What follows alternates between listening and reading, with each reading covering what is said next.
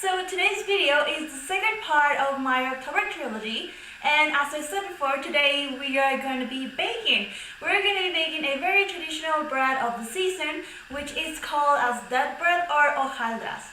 Now, the tradition of this bread comes from the time of pre-Hispanic cultures. They used to offer a princess to the gods, take her heart out, and then put it into a pot with amaranth, and then the person who was doing the ritual, they would bite the heart, and that would be like a thankful gesture to the gods. So the Spanish came to Mexico, conquered and everything, and so they obviously did not like this tradition. So they teach the people to make some sort of bread that had like a heart shape, and it was covered with sort of red sugar on the top. So to symbolize the blood, and that was done to substitute the tradition that they had. So that is what they used to do. Now we obviously don't do any more sacrifices anymore, but we still keep a part of the tradition. So we're gonna be baking that today, and at the end of the video I will show you the result of what we made, and I'm gonna tell you the explanation of what it means. So now let's just jump into the video and the ingredients as the making of the bread. I'll see you when we're done. We're gonna be using 5 eggs, yeast, 15 grams of yeast, 115 grams of lard, the same amount of butter, some nuts as much as you wanna have in your bread, 1 orange zest, 1 cup of sugar, and sesame seeds, also as many as you want. They will go on the top of the bread, so you decide how many you want, and 450 grams of flour, 2 spoons of orange blossom. So you're going to boil half cup of water with some anise, and while that is boiling, you're going to set up a floor volcano, in a clean surface. Then you're going to put your yeast into a little bowl, and when the water and the anise has mixed, you're going to put the water with the yeast, and you are gonna mix them together. Then you're gonna mix all of your dry ingredients together, like the flour, the sugar. You are also gonna be adding, I forgot to say this, you're gonna be add a teaspoon of salt and a spoon of baking powder. So you're gonna be having all of these ingredients, and you're gonna be mixing them together until they are well mixed. Try to keep the volcano shape so you won't make a mess. Then you will add the lard and the butter. The butter, you can heat it up a little bit in the microwave, or you can just leave it to room temperature. And you're gonna start getting your hands dirty because you're gonna have to mix them with your hands. It's important to use your hands and not a automatic batter or something, because you have to do it better. This technique is better. Then you're gonna be adding your eggs. And then you're just gonna keep mixing all of the eggs, and slowly gonna be adding your orange zest. And yeah, your hands are gonna get very dirty, but it is worth it. So you just keep mixing everything together, adding flour slowly, and then you add your orange blossom, and keep mixing until everything is smooth. As you can see, you get this dough is like really sticky. It's all sticking to my hands, and yeah, it has to have this texture.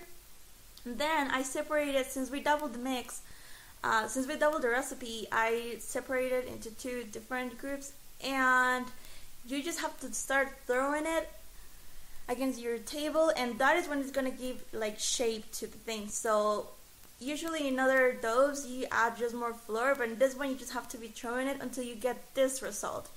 As you can see, it's not as sticky as it was before. It's better, it can keep together better, and it's not sticking into my hands. So yeah, that is the texture that we want to get, and we just keep throwing it. And yeah, I know that it was a hard work, we can end up very tired, but yeah, hey, you know what, it's gonna be worth it, so just stick to it. Also, I forgot to mention that we put after the dough have the texture that we wanted, we add the nuts, and we're gonna let it settle for the night. Then to the next day, we just put some lard into our trails, or you can use butter, you can use any you want, and you're gonna put into the trail that you're gonna get into the oven.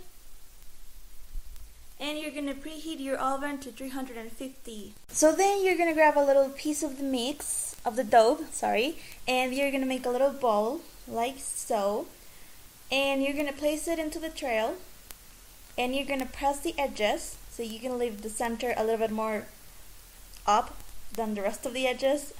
And then you're gonna grab a little piece and you're gonna just roll it and press the ends. You're gonna mark your fingers so you have like this little like balls, as you can see them. Those ones are supposed to represent bones, so it's important to keep that shape. And you're gonna cross them on top of the bread, and then you're gonna add a little ball and you put it on the top, and that's it. You just have to repeat this process with the rest of the dough. And once you are done, we are just gonna crack an egg, and you can use a brush if you want to. It's easier with using the brush. And you're gonna cover all the top of the bread with the brush, and then you're gonna sprinkle some sesame seeds.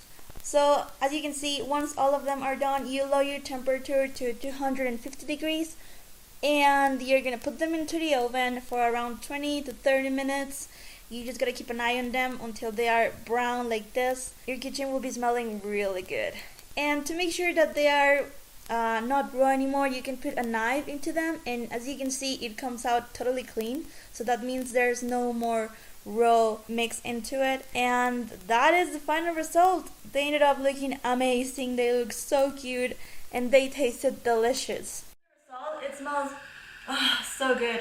But yeah, as I was saying, the meaning of this bread is that, as you can see, this is the bread, and it has like 4 different things in here, and so each one of them it's either representing bones of the person who died, and then there's like a little ball on the top. This is supposed to represent the skull of the person who died, or other people said that it represented the heart of the person that they used to eat.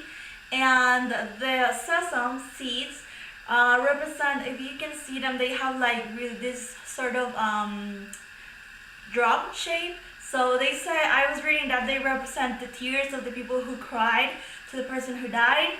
And also another tradition said that these ones are supposed to be pointing to the 4 cardinal points, which represent a different god. Quetzalcoatl Camaxtli, the other one was Xicotepec, the other one was Tlaloc Huitzilopochtli, and the other one was Texcatlipoca. So that is like each one represented a god and a cardinal point. There is many different variation of the meaning of this bread, and I actually also read that this is not the only kind of bread of this season. I mean, this bread you can only find in Mexico in like October and just middle November. Then people really don't make it anymore because it's just for this season, and because it has its meaning, we only make it this time of the year.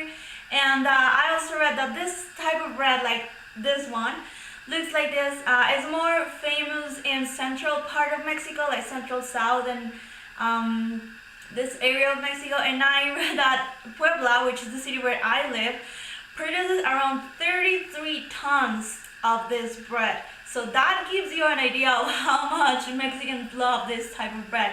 It is really good. It tastes amazing. I love it.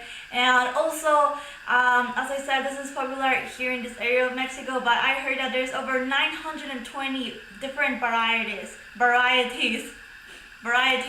of that bread. So it depends on the area where you are that you will find a different sort of bread. I even read that there's some bread that had like butterfly shape, because they thought that women will turn into butterflies when they died, and you know, things like that. So this is the result. I really love it. I've been eating it all week, like 1 or 2 breads per day, so that's not very good for the shape.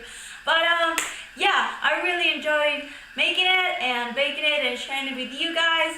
So I hope you guys have liked this video. If you did, please give it a thumbs up, subscribe, and I will leave all the links in my social media in the description box down below.